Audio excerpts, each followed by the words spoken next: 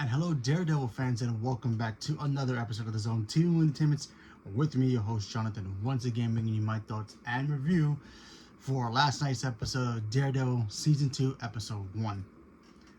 And if you guys have not seen Daredevil Born Again, go back and watch it because things go down and it helps set up certain future events for certain Marvel projects, including Spider-Man.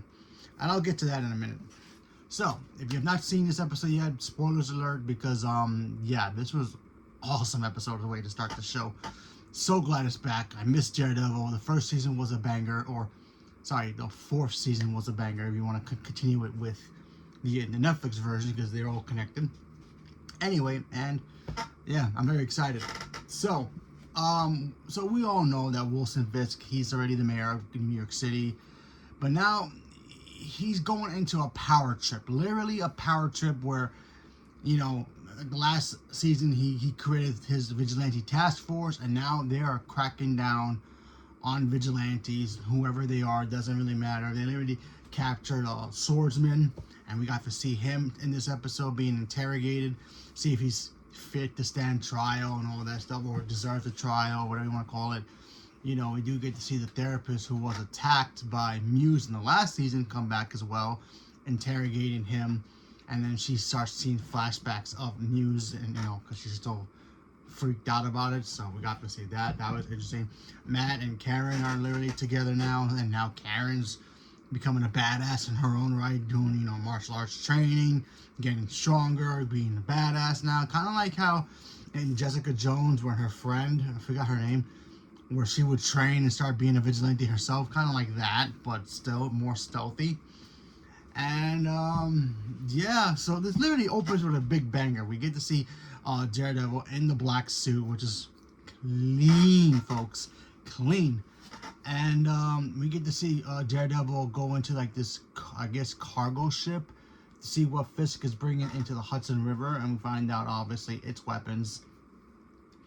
And of course, Wilson Fisk, he's got plans for plans. So, he figures if somebody's going to come and interfere with him, with his, his main goal for New York City, that he's just going to sink it to the ground. And that's exactly what he does in this episode. He literally sinks the cargo ship with all the weapons / evidence that can, be used against him.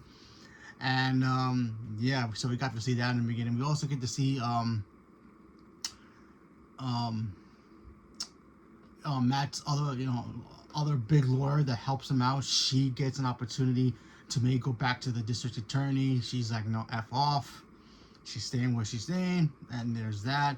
We also get to see a brand new actor show up in this here, and that's Matthew Lillard. If you don't know who he is, Shaggy from Scooby-Doo, or Stumacher from Scream, he's in this as well. He shows up kind of like a boss, acting like, he's got connections and influences to help the mayor deal with the people who are trying to take him out of power. So I thought that stuff was cool as well. First of all, Matthew Lillard in anything, it's like, it totally works. I don't know why, but ever since we saw him in Five Nights at Freddy, the first one, spoiler alert, he's just become this jigsaw puzzle that whatever you put him in, no matter if it doesn't match the puzzle itself, he just fits really well. He's also in the new season of Crossed on Amazon, so there's that. So Matthew Lillard is having a good year so far, so that's awesome. He just shows up, he starts talking to I guess like the general, the New York general person who's like kind of like higher up than the mayor but lower than the governor, and he's like, hey, you didn't tell us what you were gonna do. You're not supposed to be doing this. You're supposed to inform the governor. And then Matthew Lillard is like, oh yeah, check your phone. And he just goes, yeah, we'll do whatever you want, Mr. Mayor. I think you're doing a great job. So whatever type of blackmail he's got, either he's a hacker or something, or he can get, information from the people that Fisk needs to be on his side. Whatever it is, it worked. And the fear on the man who was trying to put the fear on Fisk because of the whole, you gotta go by the law, he bowed down like quickly, like that. It was crazy. That was a cool scene to see, and it really shows what Kingpin's influence, money, and power can do to others to get them on his side, which was crazy. So there's that. We also get to see Matt's friend, the cop, or the ex-cop, going through his files near the end of the episode. And he's looking for information if he can to figure out what's going on. Because remember, the cop in this right now, the cops have no power. They literally are just useless. Because all the vigilante task force guys, they got all the power, kind of like a certain group of people that we have right now in America. So yeah, it's kind of like that, but crazy. But yeah, so the cops have like no power whatsoever. So they're helpless. They can't help the helpless. I mean, here they can't even help the vigilantes if they needed help. So they can't really do nothing. They have nothing. These task force guys can just go into people's houses without the warrants and capture the vigilantes whenever they want. So that's crazy. So anyway, Matt's friend, he gets captured by the task force, and they start interrogating him. And they go, "Why are you looking into certain things you're not supposed to be looking into?" And then of course Daredevil shows up, and they have the big fight. By the way, the fight choreography in here 10 times cooler than it was in the last one so far. I mean, I think they just took that. They went from a 10 down up to 11, and they just like, you know what? Let's just break the dial and see how far it can go. The brutality in here. Matt's not pulling back punches in here.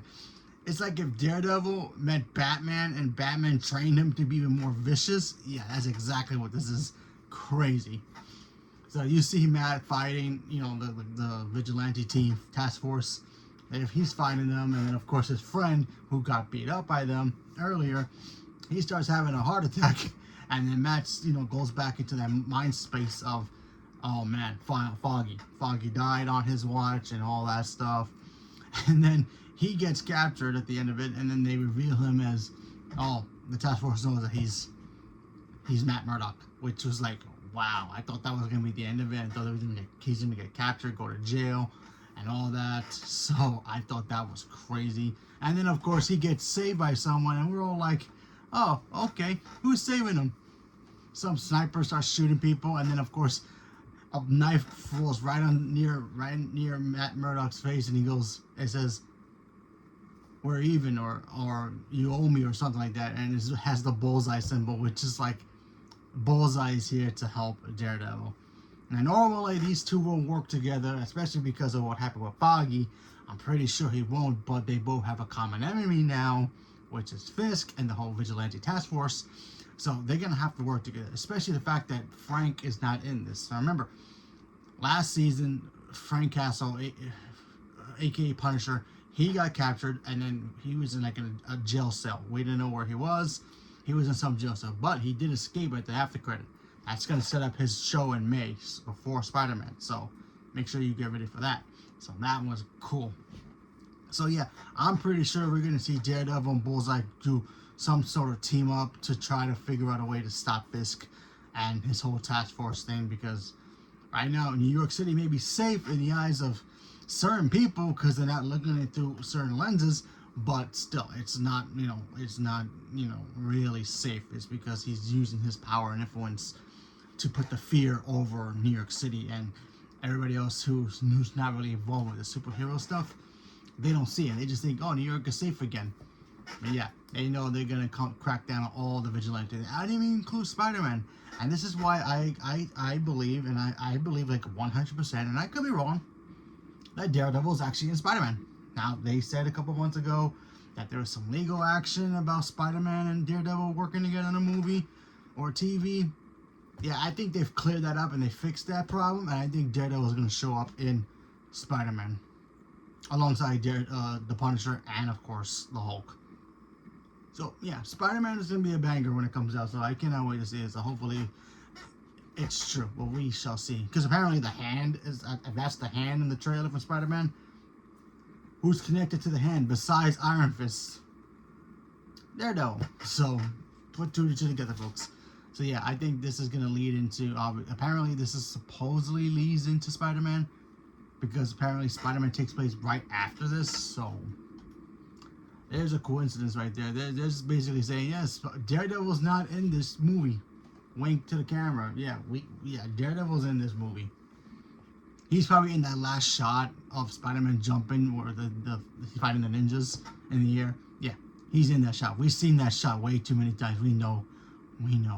But yeah, it's a great first start episode. I'm excited that the show's back. Cannot wait to see what's gonna happen. Cannot wait to see freaking Jessica Jones show up in here, because I love Jessica Jones. She was awesome, and I'm glad Kristen Critter, probably butchered. I apologize. She's back as playing Jessica, so very excited for that.